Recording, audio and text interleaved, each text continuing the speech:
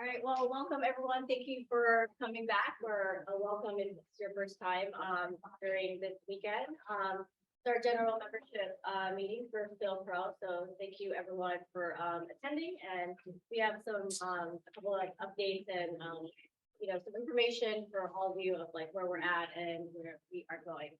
Go to the next slide. So this is a general agenda of what we're going to go over. Feel free to ask some questions at the end. And I think this will be fairly straightforward. Yeah, going me for the folks that have not met yet, I am the 2022 Phil president, and happy to be here. So, good. Okay, just a quick reminder, this is just a refresher for the folks that are new and also folks here. The 3-year strategy that was kicked off by our president last year. Well, is she here? I can't see. Yeah. Thank you for kicking us off with this strategic planning. So we want to go to the next slide.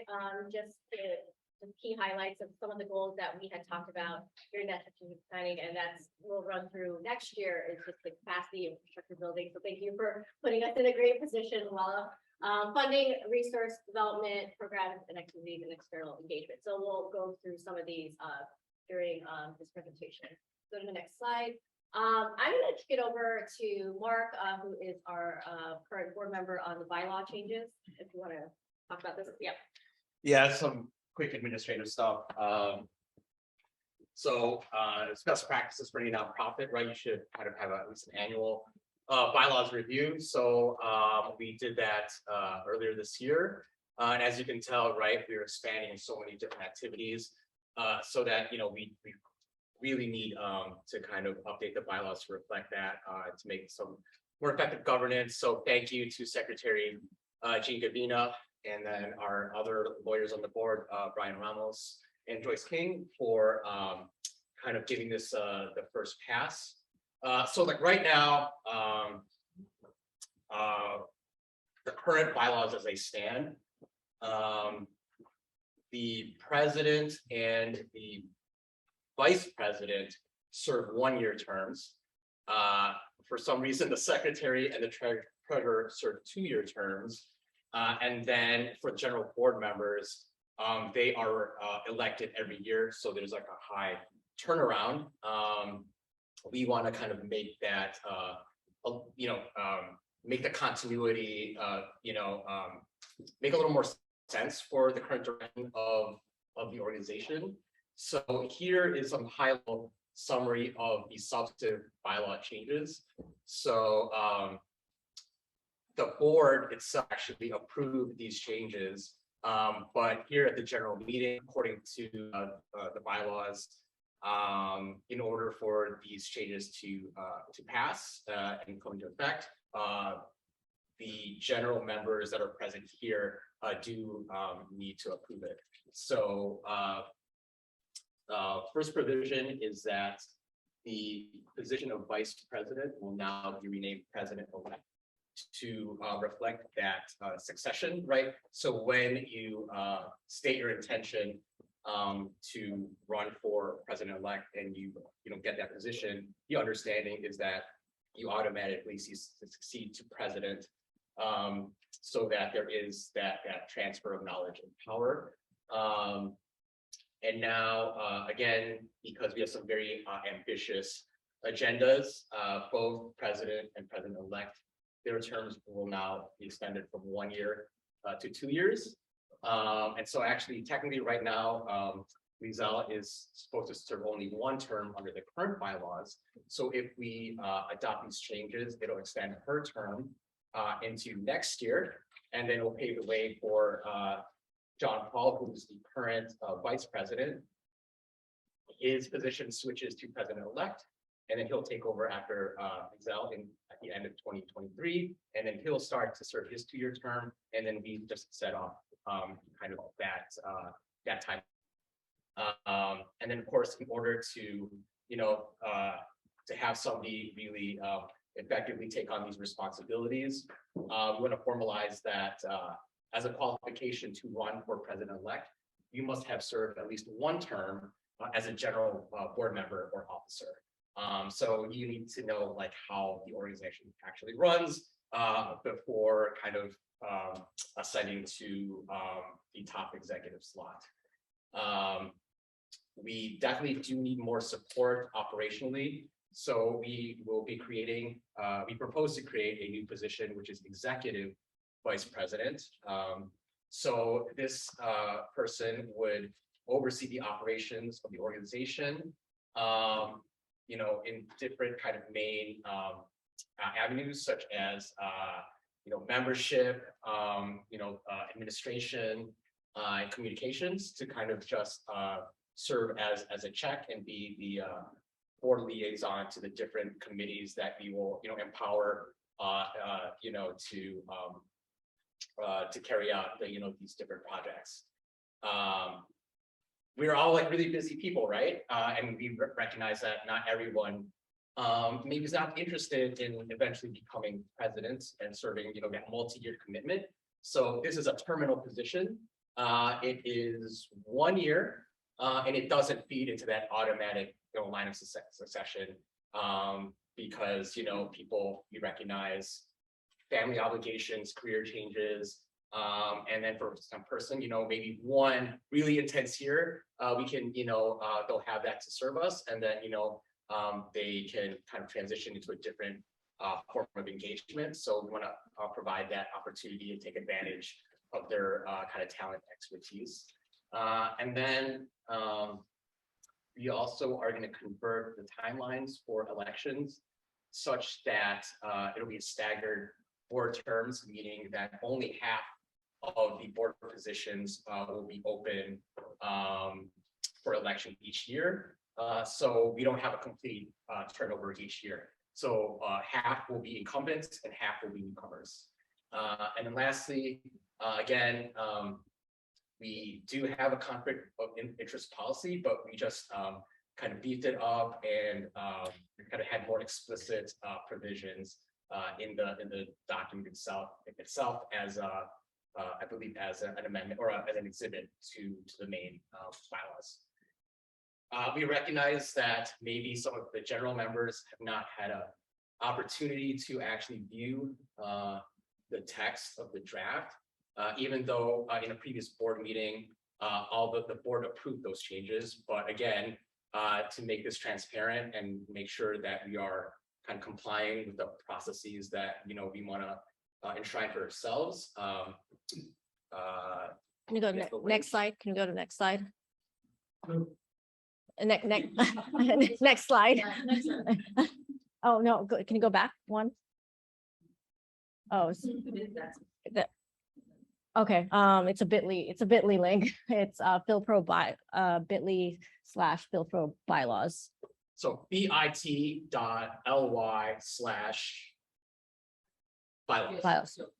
PhilPro bylaws. Yeah. So what we'll do, we won't take the vote now. We'll do it at the very end. So if you have a burning desire to look at this draft, or if you have any other questions, we can save that at the end. So again, we want everybody to be able to actually, you know, be able to participate in this process. And so at your leisure, you may review that draft as we kind of conduct other business, and then we'll do the official vote at the end. Can I ask a question? Yeah. Okay, so for clarity, after we approve it, if we approve it, we will now have 5 officers in any given year: president-elect, Elect EVP, EVP. treasurer, secretary. okay. And then my question is, I know that secretary and treasurer's positions this year is serving out their second, they're on their second year. Mhm. Whereas Lizelle and JP are on their first year, Mhm. right? So Yeah. are we extending secretary and treasurer to be 3 years, just for Jean and Fred, so that it will align, or are we always gonna have that staggered? They own, because it will remain that way, right? Like you see, there's always Yeah. gonna be an overlap. The secretary and treasurer will always start their year or the 2-year terms of the vice president. Yeah, so when I raised the motion, we want the, since I'm the VP, I'm working with Fred and Jean now. So what election at the end of the year. So they're gonna work one of their 1 year term with Lizelle and 1 year term with me. So they're gonna be, the new election in 2022. The secretary and the treasurer will serve 2023 and 2024. Okay, so that means we will always be staggered in our. We'll stagger. So I'll have, Lizelle will have them for 1 year, I'll have them for the next year. And it's a good, I felt it's a good transition to the next president, because as a VP or president elect at that point, they already have, like what I'm doing now is I'm getting familiarized with Fred and Gene.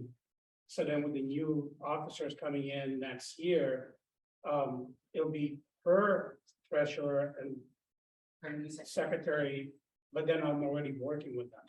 So essentially, it's like a staggered strategy, so the transition will be more. Yeah, continuity is the key there, yeah. Yeah. We don't have somebody learning a new position without the help of all the econ. Yeah, it's a similar logic as the staggered general board member terms. Perfect, thank you. Yeah. I wanted Jean to start in 3 years. Oh. Yes, Still on bylaws, right? yes. Yeah. Explain the new section and reading the fixing record date for voting. Yes, so this is kind of standard for a lot of membership-based organizations, is that, that's an eligibility requirement and able to participate in elections, is that we set up a date for everybody to become, current with their membership status. Like paying their dues, right? And then after a certain point, only people who are current paid members on that day and previous to that will be able to vote in the election. So we don't have like a situation where, let's say the election, voting starts on December 1st, and then like somebody just joins the day before and then like votes. Or during the election process itself, right? Because it's open for several weeks. So we should make sure that somebody, has that minimum commitment and engagement and just knowledge of the organization before, they have a say in how the future of the new leadership is determined. Mm. Well, first off, for everybody, who are members here? So, I mean, I just want to express, I'm really happy you all are here and actually joining us in this exercise of voting in our general membership. I'm almost here, guys, honestly. Like, this is the first time we're actually having members that are not alumni vote in our general membership meeting. Thank you for all. Right now, take note, because this will impact you and your participation in this organization. Just wanted to say that. My question is, we have a rule already for how we will stagger the board members in next year. Like, who's gonna stay on, or have we decided that or not? Right, so we explicitly did not set that process because, again, that becomes a little more determined on kind of the composition of whoever's the board then, what's the general interest, right? From year to year, maybe the actual dates where we cut it off might have to shift. So we want to be more flexible and just kind of say that there must be a process, but kind of the details of that, might have to be adjusted depending on the context. Thank you. What we were gonna do in the election is the people that are currently in the board run for 1 year term, so they would serve 2 years. And then there will be a position to run for 2 year terms. Right? I thought that was the proposal. Or am I not remembering that right? So the people that are currently in the board, and Sabrina, I'm gonna use you as an example. If she desires to extend that to serve to a full year, 2 years, there'll be a 1 year term for the incumbents. Mhm. And then the new board that stays on, or that doesn't stay on, will be a 2 year term moving forward. So then the 1 year term people at the end of the year ends their service in 2023. So then the election then will become for 2-year terms. Because when those people ran for that position, right, their expectation was a 1-year term, so you Yeah. wanted, to give them the ability, if they're intentional to honor that intentional initial commitment, right? And hey, if they want to stay on, and kind of go through that path, great. But we do recognize that some people are like, hey, this is kind of the boundaries of what I want to serve, and we want to give them kind of that opportunity to carry that out. We're good. Okay, cool. All right, thank you. Go to the next slide. Oh, did it not? Oh, no. It's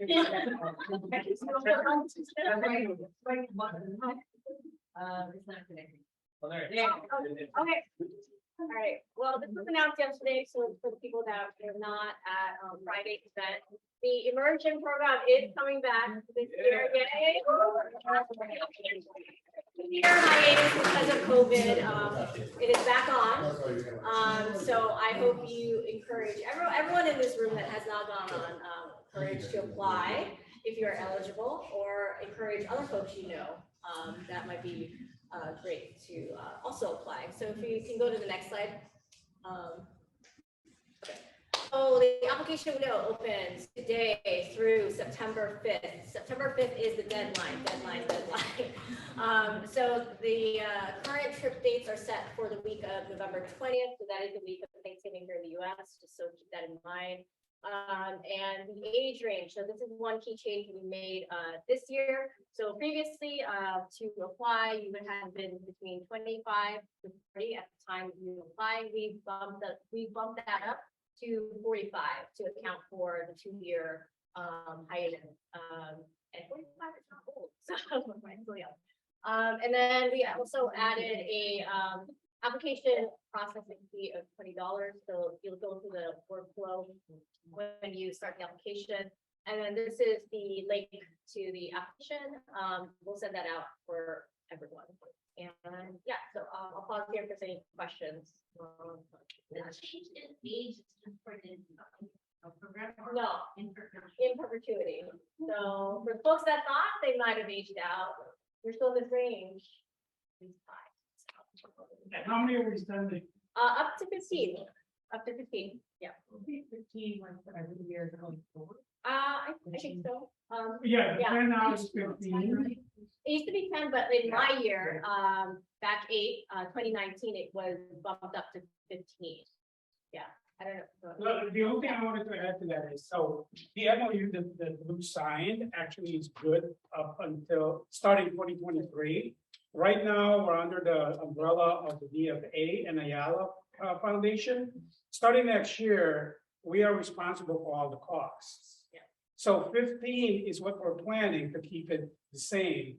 But depending on what happens with the fundraising, we could potentially either keep that up or think of something that would be creative to allow others to join. So like right now, to go along with the application process, we're asking a lot of our alumni to actually lead a fundraiser within their region or group. In Chicago, we're planning either a golf outing or a movie night, where we can actually fundraise, and the target is $5,000 each region. And I know San Francisco, with JR's, yeah, Thank you. when he was president, as GoPro, we were getting like $1,000 donations, but it was his term where he raised 12,000? 25,000, pardon me, in the golf outing. So all of that will come into the pot of the operations that will enable us to actually hopefully increase the numbers of people we could potentially go. We're taking it year by year, depending on the cash flow, because now we're responsible. And so 10 years and we have such great reputation. We met with the Philippine Polo department, which is Filipino Overseas Labor Organization. And they said that every time they actually come up with an organization who to partner with, they bring up Philpro. So we have the reputation, we have the people like you that participate. So if we can get that 15 higher through the fundraiser, we're definitely open to it.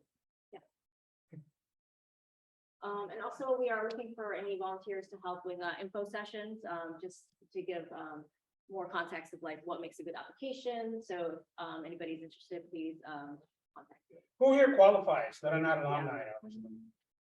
Okay. 25 to 45? So. Yeah, I'm not familiar with the American program. What you want to know, how much does it cost, and then the second is how long is the actual program? Give them the good news. How much does it cost? It doesn't cost you a thing, but well, $20. $20 processing fee. I mean, you'll wait, yeah, and then depending on like, transportation sponsorship, it may cost to go to like a hub, right, for PAL, Yeah. that costs, if you weren't near a PAL hub, right? So we haven't figured that out yet, and then it's about a week long, about 7 days, And the friendship is priceless. yeah. no, you would notice, yeah, you would notice, I kid you not. So I moved here from the Philippines in 1988, didn't go back until after 26 years. And so I went in July, and then came back January of 2015 and started a legacy project helping women weave textile. So that's my legacy project that's still going on there. So I was very honest with Ayala when they said, why did you apply? And I said, I wanted a free trip. But then also I wanted to learn more about the Philippines. And there were a lot of relatives that I did not, when I left, they were still young. And after 26 years, you know, they aged and I've lost some. But it was the start of actually getting the Philippines back in my life. And what that means to me is there's more to it than just living our lives here. We do a lot of advocacies here in the United States. But once you go back to the Philippines, you cannot help but go back and actually have everything that you're doing here mean more. Because part of one of the days is to go to the unsettled settlers. I don't know what the new term is, the squatters. So you saw how these people are making things and living with very poor conditions, but yet we're here, we're complaining about the heat, but then we can just easily walk in and have air conditioning. So those are the kind of things, the impact, the lasting impact. You can never put a price tag on that, but it's a free trip for the most part. And it's the friendships, totally like an alumni. You know, I mean, I'm lucky to have had 10, we were 10, batch 3. You know, we're the best batch, of course, but you see, there are 5 batch 1 people here, and they really started this whole journey. And we added to it every year. I want to add a little bit to that, what you said about, building your, sorry. Yeah, come up here, Mr. President. My name is Pia Workman. Level one. Here. I mean, yeah. Level one. Here, level one. Level one. Come up here now. Yeah, come. I do the level one. Level one. Didn't Pia do the level one? No, that's not you. Oh. No, I'm Johnny, I'm 2016 alumni, and I was also VP and then president at some point in time. I wanted to share a quote that Ruel Moranen told us during he is president of the Young Foundation. I've had the privilege of going back to this twice after my batch. I went in 2018. Anyone here for the 18 group? There we go. Yeah, they're 18. And Ruel Moran actually said that he broke it down in like one line. PhilPro, you know, in Ayala and DFA, but PhilPro essentially takes you to the door. It's up to you, and opens it. It's up to you to walk across it. So it ties in from on the personal level. It ties in with your professional life. It ties in with the passion projects, and so it really is quite an impactful program. Part of it, if you really do apply and really put yourself into it. And so I actually, again, just like everybody else, I want to apply to everyone that's new to get go from the get go kit. number one, Luella, JR, JP, everyone that's been here, and of course, Stephen Lockheed, like, I can't imagine GoPro without seeing these foundations that are still holding strong, so, yeah, they'll bring you to the door and make sure that you go in and out and build more, open more doors for other people, so, that's my spiel. Hey, brought us style, Yeah. right? GoPro brought us style. That was the door that Giselle walked in, a bunch of style people here. We're still here. Just starting. Oh, I had a question. So in terms of the application process, okay, how many times do you? And then is it like? Oh,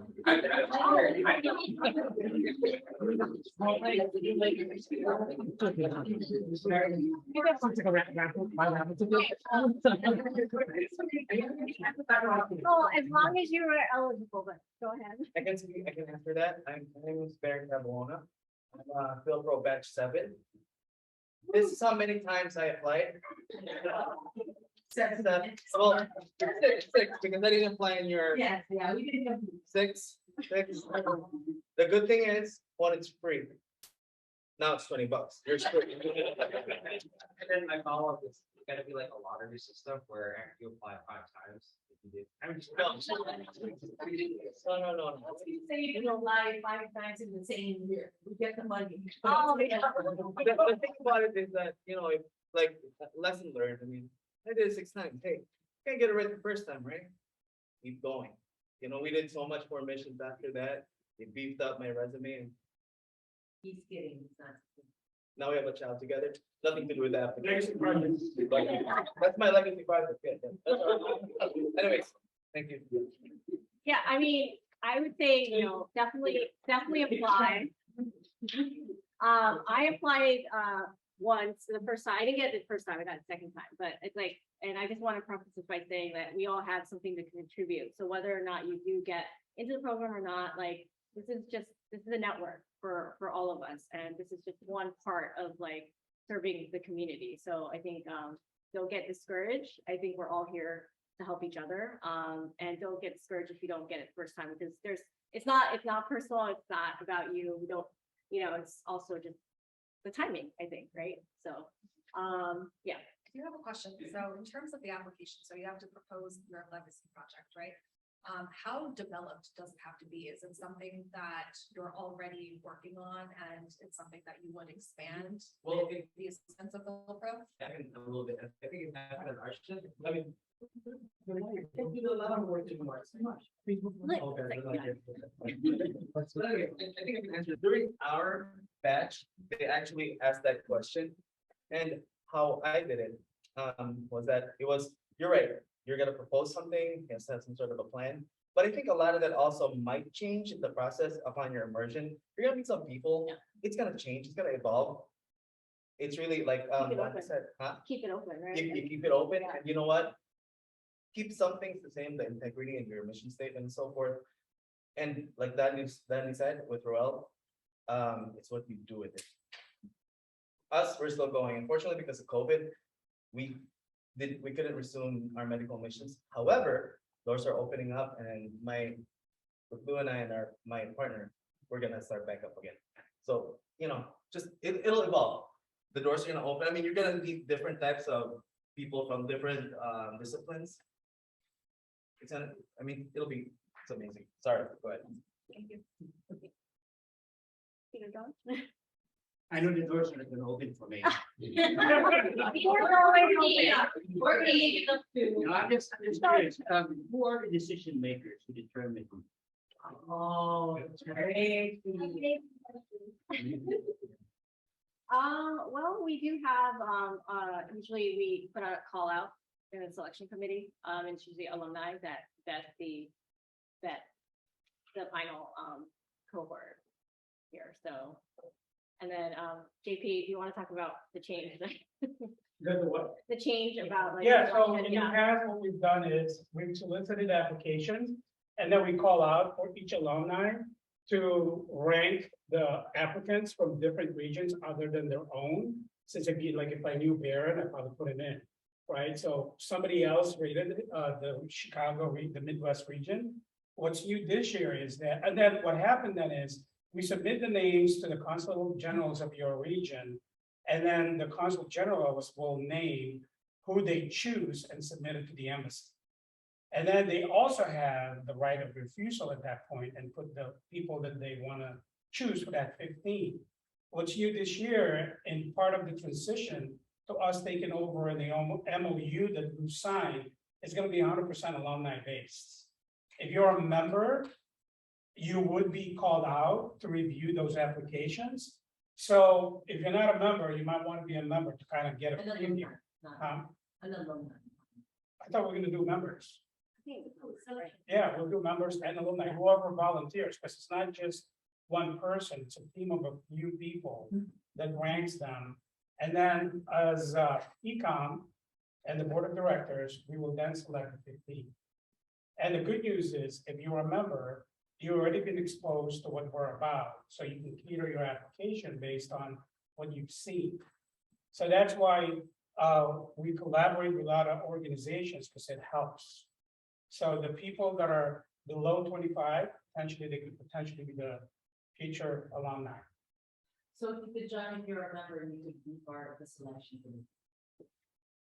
You may not be the part of the- you can help send. So yeah, it's gonna be exciting, you know, not everybody will be happy. Right, because I tell you, there are, yeah, there are multiple #1 rank in the nation. And never be. And like Lizelle said, you can never take that personal. It's just not the right time, not the right moment. But look at Barron, 6 times, and I was there for, I was there 3 times. 3 times when he did not get in, and I felt so bad. It was free. My time was free. You guys are screwed. No, I just wanted to add a little bit. Add a little bit to JP, as you can imagine, it's extremely difficult to vet top 10, top 15, it's all amazing applications. But the committee selects, you know, we want to make it diverse, we want to make it kind of equal, you know, with different fields and backgrounds, you know, we don't want everyone in government, all 10 going in government, we want someone in the medical field, we want someone, so it varies per year on the kind of pool that we get. But yeah, it's in collaboration with the embassy, collaboration with the FA. We have more power now this year. Yes. In the past, we just make a recommendation. This is our top list. This is the top ranked score. We have a complex rubric that we use. And then, yeah, so I think it's the selection process is improving, but I think it's getting better. Okay, Yeah. I'll add one. Oh. I'll add one more thing, and I'm gonna do the walk to the front so that I can see my outfit. Just kidding. No, I wanted to say for those that are watching us today and the ones that are looking to join, I'm gonna say this now. If you do not get selected, this is a spiel we tell everybody, do not be discouraged, right? One of the reasons why our board decided to open up the membership is for us to be able to embrace everybody in different ways, because we only have so much funding to send 10, 15 people to the Philippines and fly them there. But it doesn't mean you're not an excellent Filipino American leader. It doesn't mean that you cannot serve our community, and it doesn't mean that you cannot also connect with the people in the Philippines. And that's the reason why we went with impact mentorship. We went, you know, we opened up the membership for PhilPro. So if you do not get it, yes, you can try 6 times, you can try 10. If you're just 25 now, you can try till you're 45. 20 years, man, you got time. But even if you don't, you decide, I'll one and done, I didn't get it, I'm not gonna do it again. I invite everybody to still be part of PhilPro. And we're also looking for people in the leadership of PhilPro, because we need good leaders like Lizelle and JP and people who will succeed them too. So maybe that's your track. Maybe your track is nonprofit and nonprofit leadership with PhilPro. So there's a lot of avenues. So please stick with us. I'm so happy with all the young people that are here, but thank you. Yeah, and PhilPro is not just immersion. I mean, I think maybe at a time it was, PhilPro is so much more than just immersion. It's us, Exactly. right? So, yeah, it's style. Yeah. Perfect. Anything else on this before we move on? Whatever information is. Yes, info session. Oh, yeah, I think that's it. I already forgot my thought, but let's keep going. Can you go to the next slide? Next slide. Luke. Luke, next slide. Next slide. Cheers. Cheers. Okay, Q2, quarter updates, next slide. Next slide.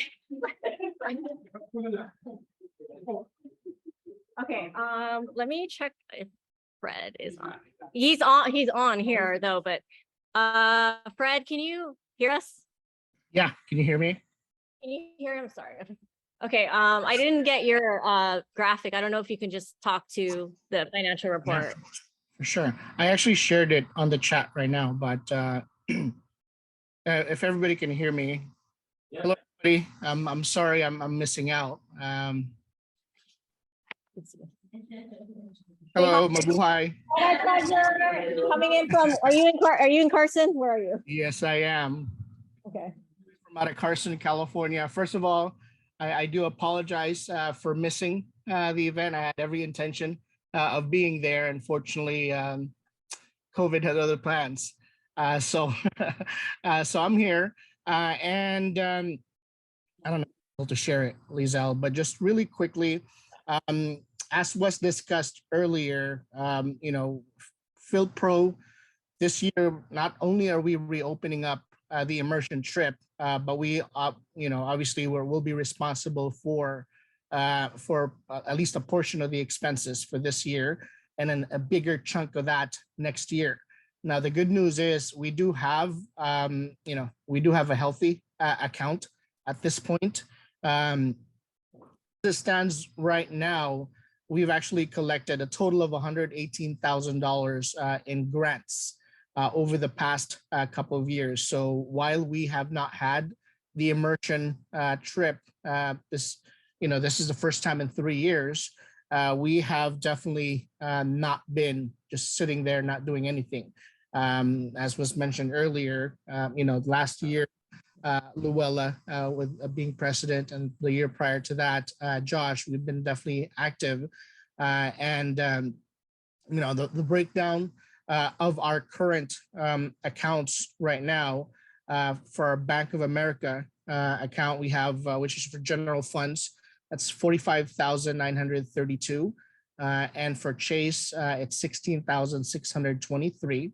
PayPal, which is revolving, that's 3,492. And under Mabuhay Credit Union, we have multiple checking accounts to receive those funds, which are earmarked. So currently, right now, we have 18,506 in one checking account. Checking account 2 is $8,005, and checking 3 is $17,875. So again, the bottom line of this, I know that's a lot of numbers.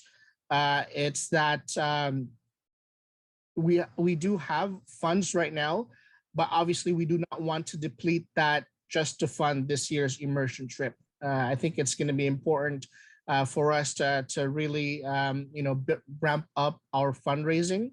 That way we can ensure that not only do we raise enough funds for this year's immersion trip, but also we seed ourselves for the following years when we do take more of an ownership of the program.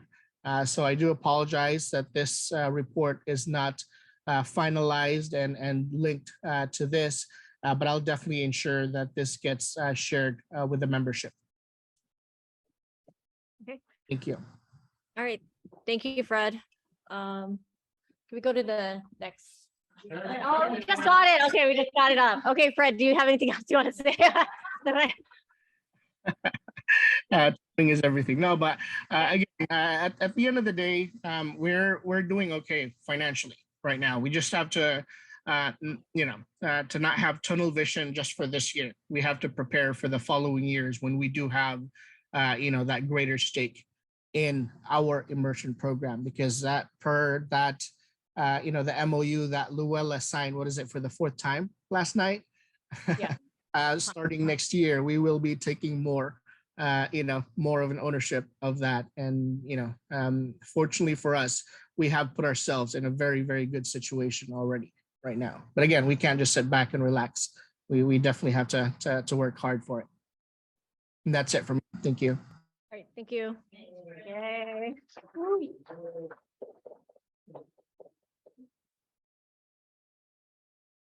Second comment before you proceed. Yeah, just hearing those numbers in our coffers right now, it gives me so much joy. We started, how many did we start? Oh my gosh, we have zero money. No one. I remember being a nonprofit, it's just like, holy, that's fun. I'm like, oh my gosh, like, and then JR fundraised, and then, oh my gosh, I'm just so thrilled. Yeah. And here's, okay. Okay, so just highlights from Q2, continued on with Roadshow, making stops in Chicago and Houston. I'm hoping to pick this back up in Q3. I'm not sure yet because I actually am changing jobs and moving to Dallas. So I need to figure out my work situation, but hopefully I will be heading to Boston and New York and along the East Coast and the South. So I'll be coming for you. I'll let you all know. We go to next slide. Yeah, so we also had a couple of workshops. I know, Jessica, you want to quickly talk about your luminary one? Yeah. Yeah, you want to come up? Like, Yeah, so I didn't know a minute ago, but I used to be a special education teacher and I recently had a career transition. And in my world, in my South Florida, career transitions are not popular, especially Filipino Americans, because you're in one job and one job only for the rest of your life. That was me. So I wanted to find a community, especially redefining what success means for Asians and Asian Americans. And I had to really think about what success meant for me and not just my career success, but personal success, right? Like, what did I do? What do I need to have to find joy? So I had these incredible folk and entrepreneur Asian Americans talk about their journey, talk about what mental health looks like. And also, if you don't have mental health, what are other opportunities for seeking that support? So I was really proud, and thank you again, Pilpro, for sponsoring that event. And it was a very healing and rewarding event at Luminary, which is a co-working space for women and folks in New York City. Mark, Oh, so recap of that? yeah. Okay, so yeah, like in reflect as another like example of us kind of partnering, yeah, with our different organizations. A lot of us wear like multiple hats. I'm kind of curious for that. So I'm also on the board of the National Filipino American Lawyers Association. So thank you, Gage is back there. Brian, we've also been serving on the board for the past several years. And so this is kind of just one of these synergies where I'm drawing on my kind of personal interests and connections with like art and culture, as you know, on the side, but then as a lawyer and then as a pro board member. So back on June 21st, we had a virtual screening where we showed a short documentary from Chinkabuay, who is most well known for his work reviving the indigenous scripts of the Philippines. Multi-talented guy, different media. And this particular film explores the stories of anonymous, like 5 Phil Ams, who after an unexpected death in their family, they have to sort out kind of property issues, especially like land over there. When we were workshopping this, I was telling people I had this idea. A lot of people, they said they're frustrated with that because maybe like they're going through it right now, what's happening in their own family. It can get very uncomfortable and I mean, violent at times, people, property dispute is just a very touchy and kind of just very precarious, issue you have to deal with.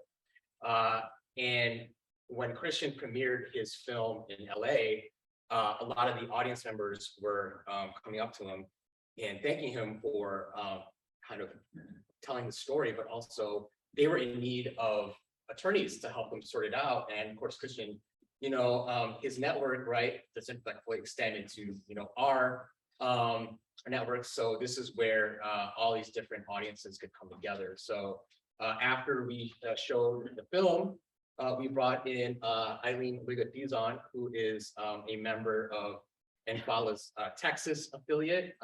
She's a dual licensed attorney, you know, both in Texas and in the Philippines. Former like court administrator, you know, over there, working specifically on land issues and property law. So she's a perfect like subject matter expert. So we just had a Q&A session using the stories in the film as kind of case studies, right?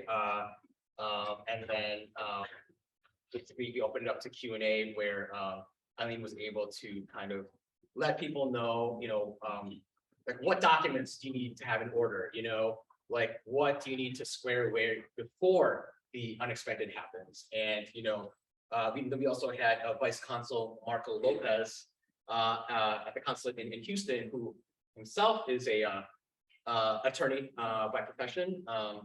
So between both of them, they were able to kind of navigate like the basics of the Philippine legal system, especially when it relates to family law and property law. And so it was just an incredible conversation, which the Q&A portion is archived. So if you go onto the PhilPro Facebook page, you can kind of catch up on that discussion. And, you know, because of the high demand and the additional questions that this conversation prompted, I mean, we could probably do 2 or 3 more of these and do a deeper dive. So that's something maybe, you know, if it all aligns, you know, maybe we can continue the series. So again, this is just another example of, you know, 2021, 2022, how, you know, we're just kind of expanding into just, you know, more different types of programming. You know, we were forced to do all virtual right at the early part of the pandemic. We just realized that we have a bigger reach now in this new hybrid reality, right? So we're gonna do these in-person events, you know, to continue that, but we realize that for accessibility, for reach, that, you know, virtual programming is still going to be a pretty important, you know, part of our toolkit. So, you know, we're just gonna continue delivering more content for you, you know, in that lane. All right, thanks. You can go next slide. Keith. Hi, everyone. For those who don't know me, I'm Keith Shavina. I'm actually the secretary for this year on the executive board. Fun fact, I'm actually not an alumni, so there is opportunity for you guys to be able to really be a part of PhilPro. I'm happy to share that we do have one of the programmings, which is with USAI mentorship. This is a program that I was actually a part of last year, and this is one of the very highlights of why I truly love to give back, and one of the very reasons that I've been continuing to have my journey here with PhilPro. This is like the #1 thing where when you're partnering with I was a mentor last year, and so I'm excited to share that this is our second year that we're kicking off our new mentorship program.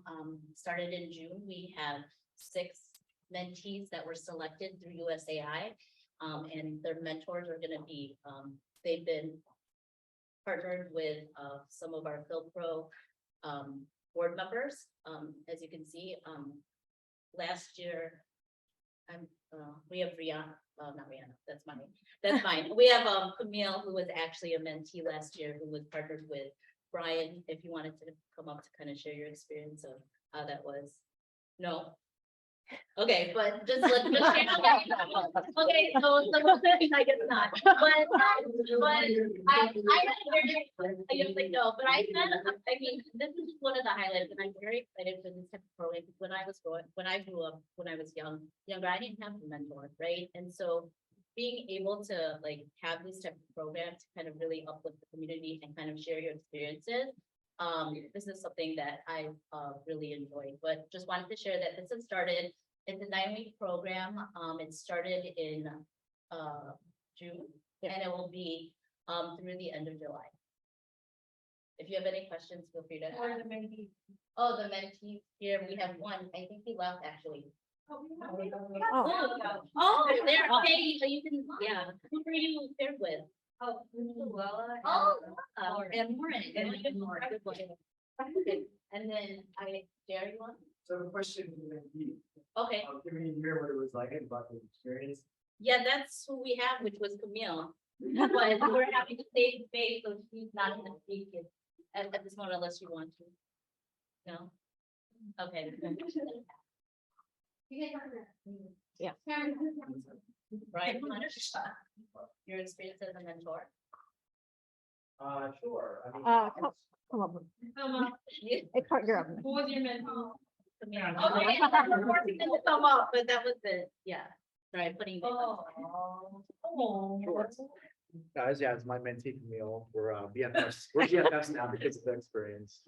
Right, but yeah, I mean, as a mentee, I mean, I think I went into it with really kind of challenging myself to connect with someone who wasn't in my industry and in a way develop skills of how to ask questions, how to mentor, and how to guide direction. And so I went in there with kind of a personal self-development, push myself to the limits, and I went all in, right? So I think what that the outcome of that is, as you grow, as you kind of mature in your professional development, right, you learn more things, and in a way, there is an actual demographic age gap, right? And so what that helped me to develop is really how do I connect with Gen Zs, and how do I talk to them, and how do I understand what the thought process is, and that not only helped me develop my relationship with Camille, but actually in the workforce and just my personal life, right?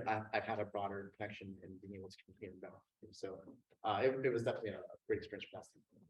And kind of similarly, like, I think, it was also unique in that my mentorship program was entirely online. And so it was really nice that the mentorship committee, whoever they were last year, matched us together because we were both geographically based in DC. And so we were able to meet in person at Meridian Park. But more importantly, we both had work-life balance issues. So we were able to like talk that out. And also like, I was applying originally for this program that helps you match with an internship. And I was fortunate enough to have been applying for an internship, and then they just gave me a full-time job. Which is a job. So the Institute like helped me coach through like how to do interviews, and that was incredibly helpful in like kind of applying for what ended up being my job, and I'm still working on it. And so for kind of transitioning from like graduation, Brian was a huge help for that. And I'm glad I still have him around to give me mentorship even now, even though the program's over. And he doesn't even charge.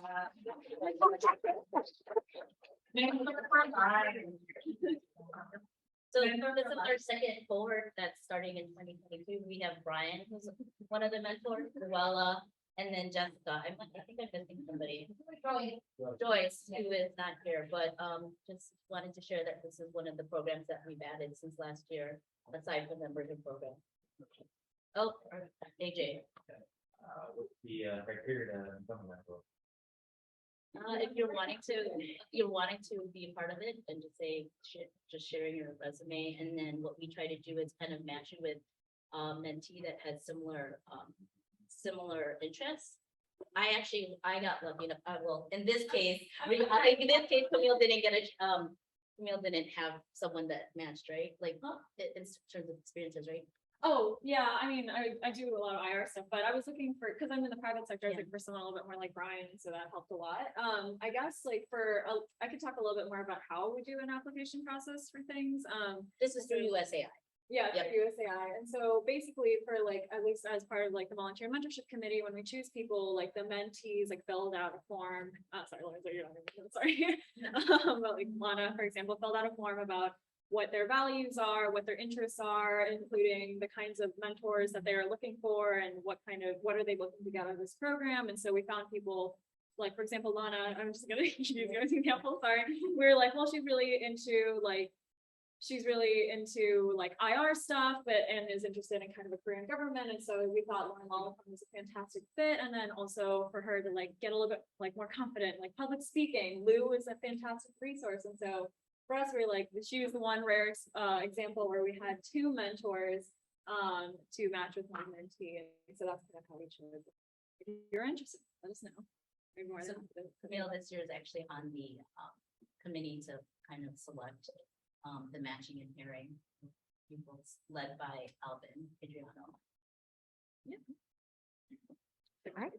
Any other questions? Thank you. Yep. Brian, you're up. So, just a quick summary for what's going on with Tayo. I think the first context is maybe, if you didn't get it in the presentation earlier, but Tayo was really originated in regards to a self-help website right for the pandemic where we curate information about everything you need to know about the COVID what's going on with the virus, travel guidelines, how to get vaccines, etc. So that opened up in 2021, and the second half of 2021, we got a second grant from the Booz Allen Foundation to extend it from just being online, but also add a supplement of an audio component for a different demographic, right? We hypothesized that we would have a population of more senior individuals that would need to be able to call and ask for help. So we got that funding, and we spent the first half of the year, or first 3 months of the year, pulling that plan in action, where we actually recruited and hired staff members, operations manager, and call center hotline. So it's a very momentous thing. So if you're a nonprofit and you finally get staff, it's kind of like Drake's start from the bottom, and now we're here. Moment.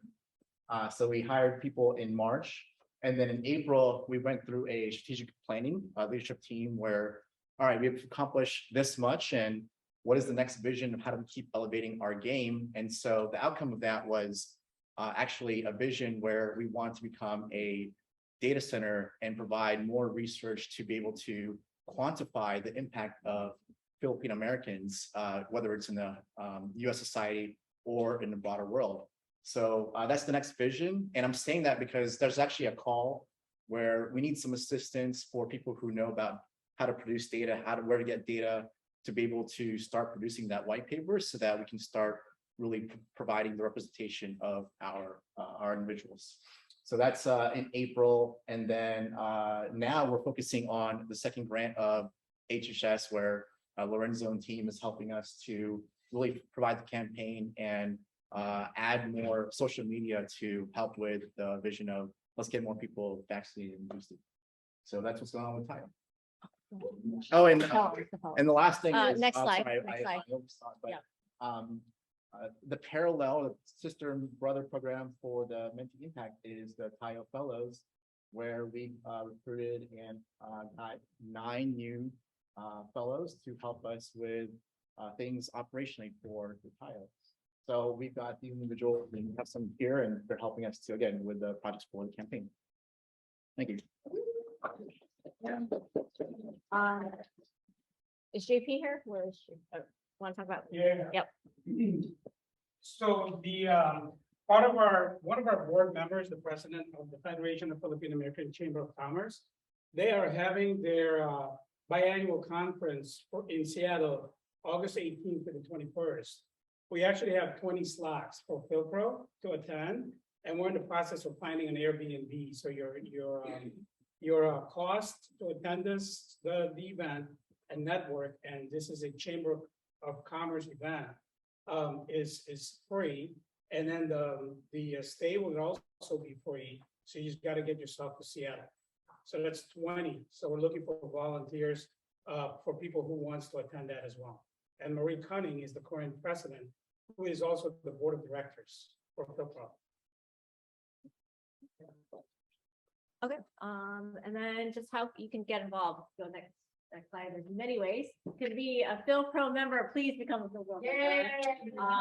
If you're not already, and hopefully what you've seen today has convinced you to do that. You go to this bit.ly link for the application. We're continuing to always try to add more perks and benefits, but this is currently what we have here. So go to the next slide. Get involved. You can join committees. There's a lot of different committees. You can join us on Tayo. Really depends on what you want to contribute and how.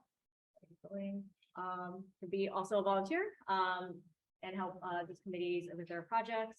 And then you go to the next one. And then another plug for membership. And then what's the next slide of that? Is there any other Q&As before we go back to the voting? So. Yeah, what is the difference between a member and a volunteer?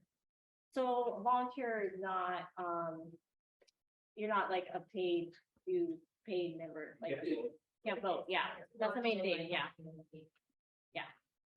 but you still want to be around. We can go hang out. Yeah. Any other questions? Okay, so I don't know, how do we do this? Oh, How do we do wow, the- yeah. Yeah. What do we do? All right, yeah, so having explained the, oh, I guess you have to record that, right? Jean. Yes, I'm.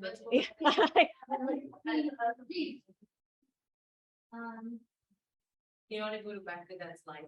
Oh, yeah, Yeah. I want just. Can you go back to the slide? Yeah. Alright.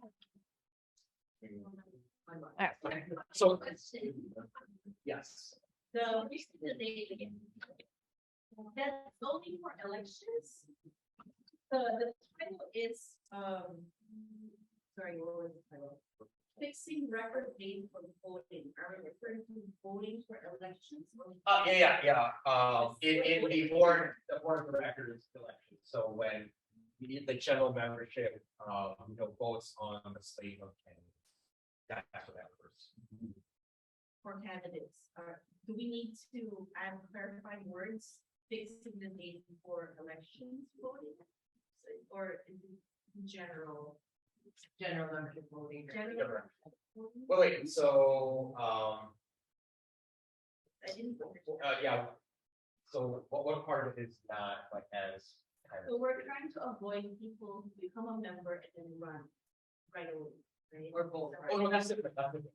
So, we are, instituting that only for like the top executive positions, right? People are gonna be involved, but obviously, president-elect, and president involved, a lot of huge responsibilities, so we do want that, initial term of involvement and or service.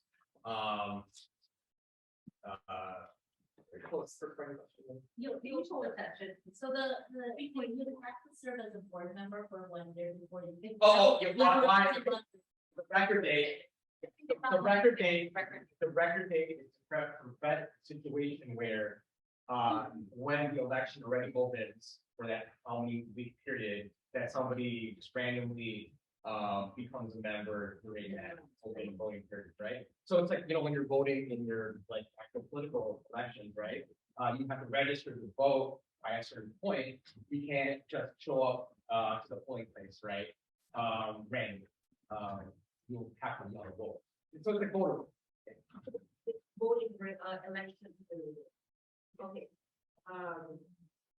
Okay, if it's clear to the leadership, I wasn't. Yeah, I thought it was in general, like, we're voting right now, remember? In the general member. Oh, I just wondered if you needed to clarify words. Oh, okay, I Can believe. we take notes? So I believe that this is, the only thing that the general membership votes. Yeah. Because it is like a structural change. But other items, if there are other items in for general membership, we have the, members have the right to vote for other items, such as bylaw. Okay, that's a good question. I guess I just, I'm just thinking, I don't know if we have an opportunity to change that, but I think one suggestion is, I think what we should set as fixed is when our membership becomes effective, regardless of the voting and the decisions. And I thought that was the essence of that line item. It's like, if we fix when our members can become members, the voting and all of that will fix it up, right? Because now you're saying you can only, like, say, for example, we're meeting every month or every quarter only. So everybody who wants to become a member, if you pay between this time to this time, you only become effective up to whatever, right? I feel like if we do it that way, if we focus on membership, not exactly when people can vote, then it'll fix so many other things. But I don't know if we have opportunity to do that at this point in time. What did the board approve? that text that was. Can we read that out just for clarity? Or Okay, then I would just, like, we do a little further, for purpose of determining members, or in order to make a determination of members, for any other purpose, the board may fix in advance and date and the record date for any such termination of members. It was a little like. Okay, and so actually, yeah, More than 60 days, so. Yeah. okay, it's been a while since I looked at that next, because, but yeah, that language actually is inclusive of, not just, Yeah. yeah. Yeah. Yeah. Thank you for reminding me. Yeah. So what's it in short, like, are we setting a date for when membership can be effective? Yes, based on yes. When they pay? Yes. So maybe a minor clarifying amendment, we can move fixing record date for membership. Or does it Say for say that to me? membership terms, maybe, Is that what, is that the? for some memberships.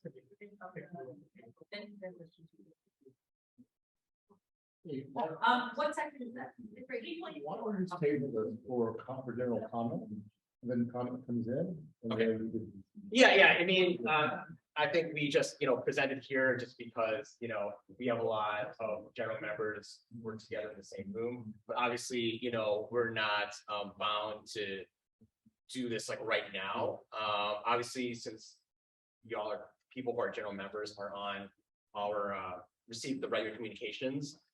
We can call a virtual meeting, which we've done in the past. We've had to right during the pandemic. The first part, where this kind, we can just do a quick, 15 minutes and just do a vote, and anybody can. So maybe, I can make a motion to table this, for further comment. I think totally deal with, it doesn't have, I just need No. to clarify, I keep on this down. No, yeah, I think it's good. So I think this is the first time folks are actually reading it. Exactly. Yeah. And the reason why we wanted to go through this is because it's a fundamental change to the bylaws, and that's why it's a bigger deal than anything else. When it comes to voting on other topics, the agenda is usually public, for that before we meet as a board, so you have comment for that, as well. So you have notice and opportunity to comment on those items that the organization will be taking on. But for this particular purpose, it's the fundamental change to the bylaws, and how we're gonna govern ourselves. So therefore, I think that's why it's before Yeah. everybody. Yeah, So if you table it now, have an opportunity for comment, then we can pick it up, virtually. yeah, ideally, this would have been distributed, much further in advance. It's just something we realized when we were throwing up the PowerPoint, mainly just because, the board itself, of course, has had an opportunity to review it, and they greenlighted the changes. But again, here's the kind of ultimate check and balance, we got presented to the general membership. And so, we want to get it right. So if people, want more time to look at this draft, and of course, we are also open to additional questions, if there's anything, we missed thus far.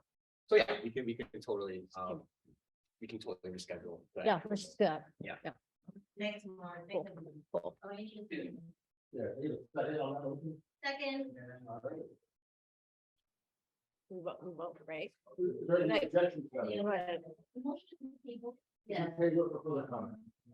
So no objection? Wonderful. What, community announcement, right? Yeah, Yeah. Guys and Brian Ramos, I'm also on the board. Since we have some, a big possible community here, a possible community here, Peter John's here. Well, I don't think we hadn't even talked to you about, maybe saying a few words about Focal Bet Rep. But since you're here, I think Abby's here as well with NAPA. We have a couple of big things going on. Wanted to yield a few minutes to you guys to talk about the organization. It's awesome.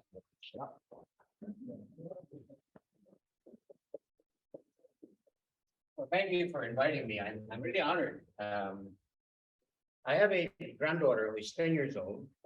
Her name is Delilah. And she learned a new word from her Lola a month ago. And that is pakibukas. You were talking about opening doors earlier.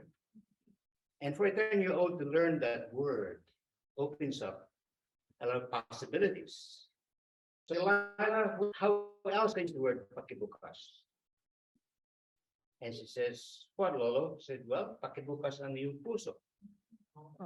Pakibukas ang iyong kaluluwa. And then I said, if you want your Lola to take you shopping, you can say pakibukas ang iyong wallet. He's just been using that ever since. But yes, thank you, Brian. I'm so glad to see all of you here. I worked with some of you way back. We're lucky. I know. When NAPO was formed 25 years ago. And of course, Stephen Braga here, and Brian, and Abby, and of course, Lizelle. I mean, I'm just so honored. And of course, Llewellyn and Dundee and and Paul. I mean, I'm just so honored to have been connected with all of you. And the Filipino Veterans Recognition Education Project, Brian and I are working on, is really a continuation of the work that you're also doing, and that is to connect with the motherland, connect with the Filipino veterans who served under the American flag. And I know that you support that as well. And we will continue to sustain this project because we need to create greater awareness about who these Lolos are served, who fought valiantly. And we're working with AIDS and Paula in repealing the Rescission Act, which deprived these veterans in a humiliating way of their benefits. So this is the last chapter that needs to be closed. Because if we don't repeal the Rescission Act, there's also going to be a dark stain on that history. Right? But let me end my remarks by just singing a song for you. Yeah. And if you want to videotape this for history, you're welcome to do so. But this is the soundtrack that was running through my mind while you were all talking today. It's a wonderful world. I hear babies cry. I watch them grow. They know so much more than we'll ever know. And I think to myself, what a wonderful world. You are all the babies that I watch grow. And you know so fucking so much more. Did you get on tape? Did you get on tape? That will ever know. So thank you from the bottom of my heart. I'm really, really so thrilled, and I'm just so happy to be. I'll volunteer to be a tormentor. So call on me anytime. I love you all, guys. Thank you.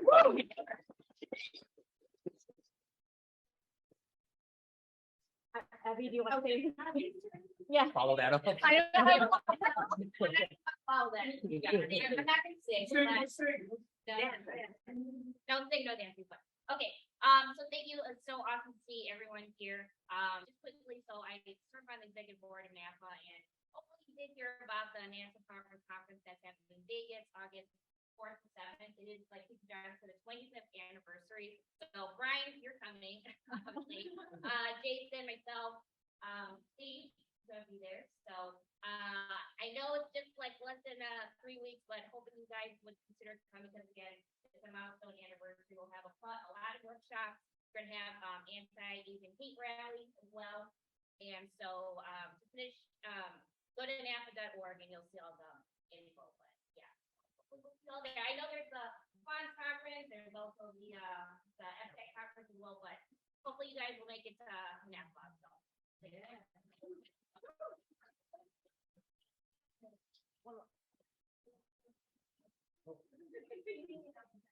Yeah. I'm the first NLP candidate to build their own 2018. My legacy project was to create a national network of Phil Ann's when you get into medicine. I also partnered with Dr. Anthony Moya, who sits at UCLA. So together with his Nico Rosson, who I found out later was actually my third cousin, the most Filipino organization ever, was that Council Against Phil Connects Americans in Medicine tries to help provide again the mentorship, the resources, and the connections for young Phil Ams to succeed in medicine, but also to focus on Filipino American health disparities. We talk about this a lot in TILE, that Filipinos made up 4% of the nursing workforce in the United States, but accounted for 25% of the nursing deaths during COVID. A lot of this is sometimes due to our intergenerational families who could not social distance during the first wave of COVID, due to a high rate of chronic disease, either high blood pressure, high cholesterol, diabetes. How many of you have family members with high blood pressure, high cholesterol, diabetes? How many of you? All of us in this room, right? And so these are the things that, you know, the NIH or the other national networks are trying to study everyone, but who is going to study us but us, right? And so we at CFAM try to provide the network in order to succeed in medicine, the network in order to help disseminate a lot of this health information to our communities and to partner and support each other. So National CFAM Conference, it's going to be in the first week in November of 2022. We're going to have our first hybrid conference. We've been virtual this entire time. We founded 2 years ago. We've had over, I think, 500 members all across the United States and the Philippines, international medical graduates as well.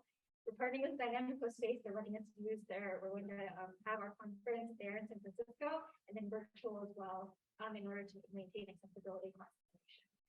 So come talk to me if you want to talk about CFAM. If you have cousins who are like, I don't want to go to medical school, let me tell you how to work in community medicine. You'll want to go.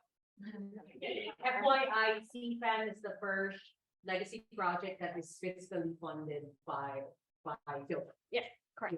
So, yep, and more funding.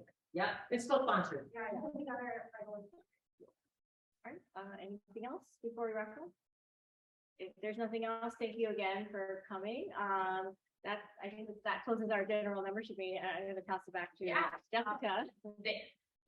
Thank you again for everyone. I had truly an honor to host, to moderate, to plan this whole weekend. Tomorrow is going to be the kickoff, the farewell brunch at Purple Patch. Housekeeping, we have garbages over there. Please pick up your garbage, toss it out. And don't forget anything because we won't have access. So make sure you have everything with you. Y'all, we have a lot of food still, so grab your buttons on the way out, grab some snacks. Stay close to our Facebook group if you want to huddle a little bit later. We have the rest of the day. And I just want to say, oh, I get teary. I got a lot of tears in my body. I get emotional. But thank you all so much. This truly, I have no words to be in this space with all of you, to have had the chance to work with Jessica and Joyce to bring us all together here is really such an invaluable experience. And throughout this weekend so far, we continue to hear, reunite, reconnect, heal, yes, bridge, discover, represent, and every single minute of this weekend, those words are true. I am so honored to be in this room with all of you, and I'm so excited to share another space with you all in the future. Please stay close, stay in touch. Please join us for brunch tomorrow or see us later. But otherwise, take food, leave with full hearts, full stomachs, and we'll see you next time. Thank you all. And buy bags. Fundraising for Phil Pro. Thank you.